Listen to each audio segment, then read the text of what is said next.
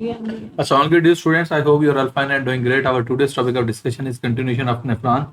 हम basically nephron को discuss कर रहे थे बच्चे. मैं आपको थोड़ा सा रिव्यू बैक करता हूँ ताकि आपको आइडिया हो जाए. तो फिर इसके हम ब्लड सप्लाई को आज डिस्कस करेंगे. किडनी को ब्लड सप्लाई कैसे होती है, किस तरह होती है, और के कौन कौन से पार्ट्स हैं, कौन कौन से कंपोनेंट्स हैं. अच्छा, नेफ्रॉन को थोड़ा सा दोबारा रिकॉल कर ले. अच्छा, ये भी याद रखिएगा इस चैप्टर का सबसे इंपॉर्टेंट टॉपिक नेफ्रॉन ही है. आपको स्ट्रक्चर इसको समझने की जरूरत है, कि फंक्शन समझने की जरूरत है. अगर ये आपको आ गया तो ये लॉन्ग क्वेश्चन आ जाएगा. क्लियर. तो मैं आपको बताता हूँ, हमने जब नेफ्रॉन की बात की थी मैंने कहा था दो चीजें. फर्स्ट वन आपका क्या होता है, आर्ट्रियोल है. आर्ट्रियोल एंटर होता है जो ब्लड सप्लाई देता है किसको, ग्लोमेरुलस को. और इस आर्ट्रियोल को हम कहते हैं एफरेंट आर्ट्रियोल. क्लियर. अब एफरेंट आर्ट्रियोल आगे डिवाइड करके नेटवर्क ऑफ कैपिलरीज बना देता है, that is called as the glomerulus. Clear. And glomerulus is the network of capillaries which is surrounded by the Bowman's capsule. इसको सराउंड किया होता है ये बोमेन कैप्सूल ने. क्लियर. अच्छा, उसके बाद क्या होता है, ये कैपिलरीज दोबारा रीजॉइन बैक करते हैं, रीजॉइन बैक करके एफरेंट आर्ट्रियोल बनाती हैं. अच्छा, एक बात याद रखिएगा, हम कहते हैं जो एफरेंट आर्ट्रियोल है ये ब्लड लेके आता है ग्लोमेरुलस तक, और एफरेंट आर्ट्रियोल ब्लड लेके जाता है ग्लोमेरुलस से. ये चीज क्लियर कर लीजिएगा अपने माइंड में. ओके. देन आई सिंपली से Bowman capsule surround the glomerulus. Okay. अब ये जो बोमेन कैप्सूल है ना, ये क्या करता है, फिल्ट्रेशन कर लेता है. ग्लोमेरुलस से नाइट्रोजन वेस्ट सारे के सारे फिल्टर कर लेता है, वो आ जाते हैं into the lumen of the Bowman capsule. Clear. लेकिन एक बात याद रखिएगा, सिर्फ नाइट्रोजन वेस्ट नहीं आता, साथ बहुत सारे यूजफुल सब्सटेंसेस भी आ जाते हैं और वाटर भी आ जाता है. यूजफुल सब्सटेंसेस में आपका ग्लूकोज है, अमीनो एसिड्स है एंड मल्टीपल सब्सटेंसेस है, लेकिन बहुत ज्यादा वाटर भी आ जाता है. अगर इसी लिहाज से यही पैटर्न चलता जाए तो हमारे बॉडी में तो डिहाइड्रेशन हो जाएगी, there will be deficiency of water. Water की हो जाएगी, डेफिशिएंसी हो जाएगी. अब इसके लिए वाटर का रीअब्जॉर्ब होना जरूरी है और यूजफुल सब्सटेंसेस का भी रीअब्जॉर्ब होना जरूरी है. क्लियर. अब उसकी रीअब्जॉर्प्शन के लिए सारे आगे कंपोनेंट्स हैं.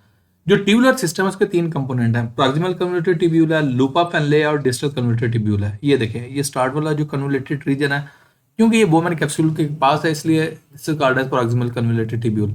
नेक्स्ट, ये लूप ऑफ फैनले है.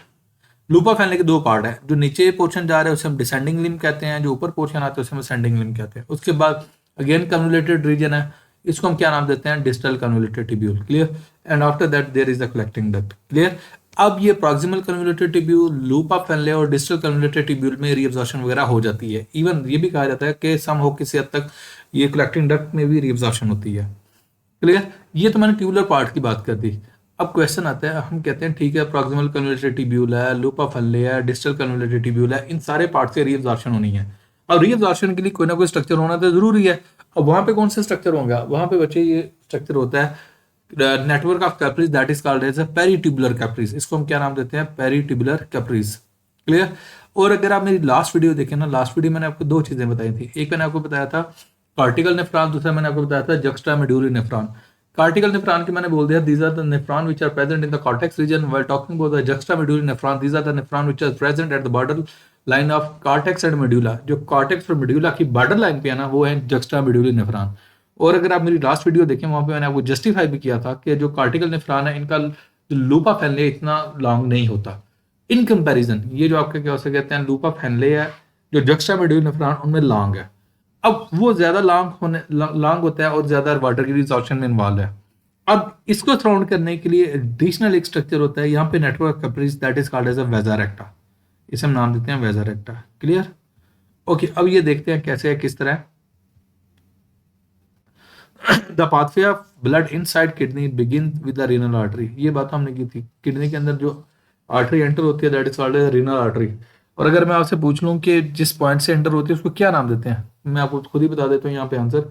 हमने कहा था किडनी का एक डिप्रेशन होता है, वहां पे हम कहते हैं रीनल हाइलम आप कह लें या रीनल हाइलस कह लें, दोनों में से आप कोई भी टर्म यूज कर सकते हैं. You can use the term hilum, you can use the term hilus. वहां से जहां से आर्टरी एंटर हो रही थी, वेन एग्जिट कर रही थी और यूरिटर भी क्या कर रहा था, एग्जिट कर रहा था.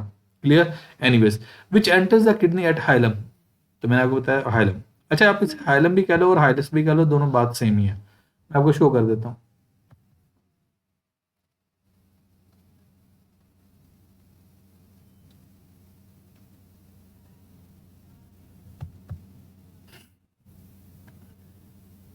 Here you can see, ये उसने इस रीजन को हाइलम कहा है. This is the hilum. अब हाइलम कह लो या हाइलस कह लो, बात सेम है. क्लियर है.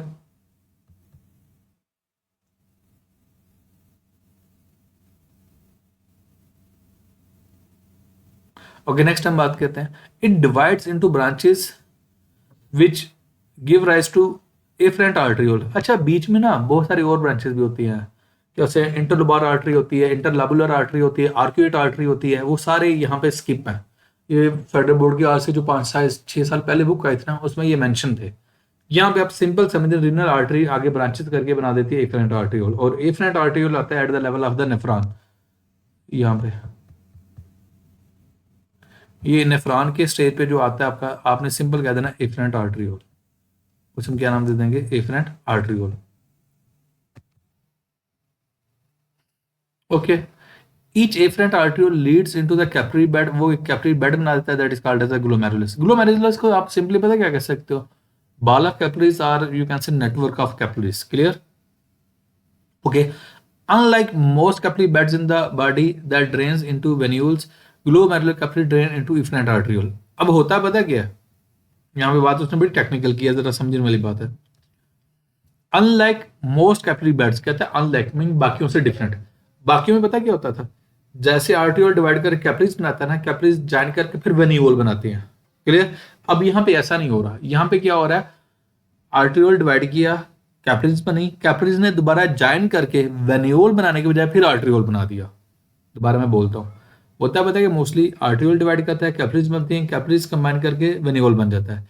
लेकिन यहाँ पे क्या हो रहा है, आर्टियोल डिवाइड हुआ, कैपिलरीज का नेटवर्क बन गया, कैपिलरीज ने कंबाइन करके वेन्यूल नहीं बनाया, अगेन आर्टियोल बना दिया। अब हमें एफरेंट और एफरेंट आर्टियोल में एक टेक्निकल सा डिफरेंस याद रखिएगा। जो ब्लड लेके आ रहे हैं ना arteriole glomerulus, that is called as the afferent. जो which is taking blood towards the glomerulus, that is called as the afferent, और जिससे वे लेके जाएगा that will be called as the efferent. Clear? यहां तक समझ आ गई बात की?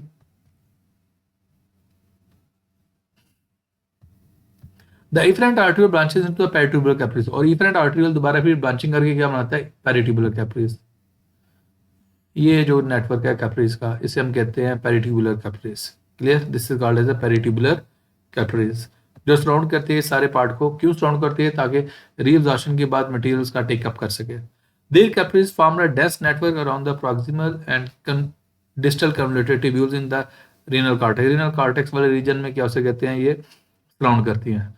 बेसिकली इसने जो लेबलिंग की है ना यहाँ पे आपकी बुक वाले ने, पेरिट्यूबुलर पेरिट्यूबुलर कैपिलरी को यहाँ पे लेबल, इसको यहाँ पे लेबल करना चाहिए था, ये कन्वोल्यूटेड रीजन में, यहाँ पे इस रीजन में करना चाहिए था इसे, क्योंकि इस रीजन में तो हम इसको वेदर एक्टा कहते हैं। क्लियर? जरा गूगल से चेक करते हैं।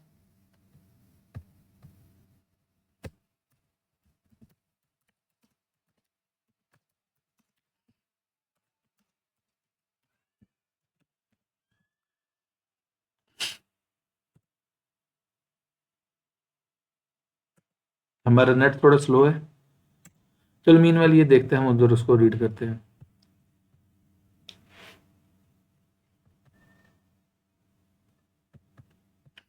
इन juxtamedullary nephron the efferent arteriole also give rise to weather acta। तो ये देखिए उसने, इसका मतलब पता क्या है, जो आपके कार्टिकल नेफ्रॉन है ना उनमें वेदर एक्टा ऐसा है नहीं है, आपके जो juxtamedullary नेफ्रॉन है उनमें ये वेदर एक्टा है। क्लियर? मैं दोबारा ट्राई करता हूँ।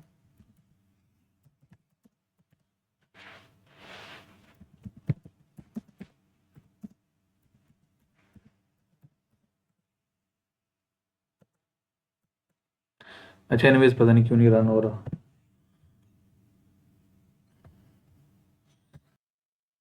ओके बच्चे, ये डायग्राम है, इसमें देखें ये जो पेरिट्यूबुलर कैपिलरीज उसने जो लेबल किया हुआ है ना, ये उस रीजन में जहाँ पे कन्वोल्यूटेड रीजन है। क्लियर?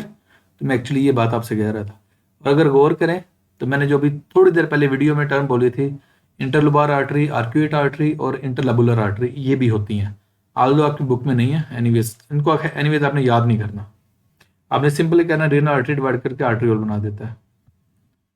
ओके, एनीवेज नेक्स्ट हम बात करते हैं।